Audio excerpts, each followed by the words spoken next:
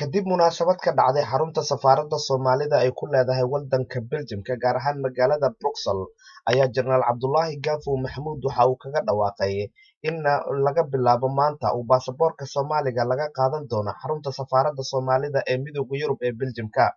Waxa uu Jenaraal Gaafo uu sheegay in loo baahan yahay in Soomaalida ay qaataan baasaboorka maadaama uu sheegay baasaboorku inuu yahay baasaboor ay dowlado badan aqoonsan yihiin. Jenaraal Gaafo ayaa sidoo kale waxa uu sheegay in arrinkani ay dowladda Soomaaliya muddo dhan ay qorsheynaysay, waxaana uu hoosta ka xariiqay in baasaboorka Soomaaliga uu gaaray hadda meeshii ugu sarreysay isagoona ka hormaray baasaboorada wadamo badan oo caalamka ku yaala. Jenaraal Gaafo ayaa waxa uu sheegay in haddii dadka sharci la'aanta ku haysa qaaradda Yurub ee Soomaalida ah ay qaataan baasaboorka Soomaaliga, in baasaboorka ay ku heli doonaan degenaansho iyo weliba shaqo, isagoona sheegay in arrinkaasi ay ka wada hadleen qaar ka mid ah dowladaha wadamada Yurub oo uu dhawaana booqasho ku marayay. waxaa laga maarmaan noqota marka qof kastoo Soomaali inuu dukumeenti helo si looga badbaado dadkii faraha badnaay ee magaca Soomaalida isku dhiibay muddo dheer ku shaqaysanayay, si looga baxo qofkii ama dalkiisa u soo noqonayo amba shaqaysanayo iska joogayo in la siiyo sharci laguna siiyo baasaboor Soomaaliya. markaas safaaradda ugu dhow oo isku xiri karto oo halbowlaha ah waa midda Belgium-ka. saasaan u soo leexday aniga Belgium-ka iguma jirin dowladda ay marti qaaday, laakiin waxaan u soo noqday danaha Soomaalida iyo talada madaxweynaha oo ay dadka in wax loo qabto loo fududeeyo meesha ugu dhowna qoralba loo geeyo, maadaama Sweden iyo dowladahaas lamidka aynaan safaaraddan ku lahayn. safaaradda ugu dhow halkan ay waaye Belgium. saasaan u soo leexday.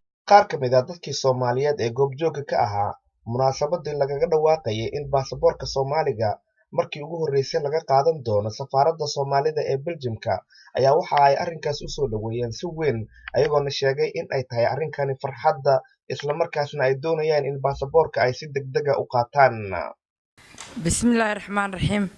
anuu magacayga Jamiil Cabdi Sabeer ku nool waddanka Belgium kana mid ah jaaliyadda Soomaaliyeed ee ku nool waddanka Belgium.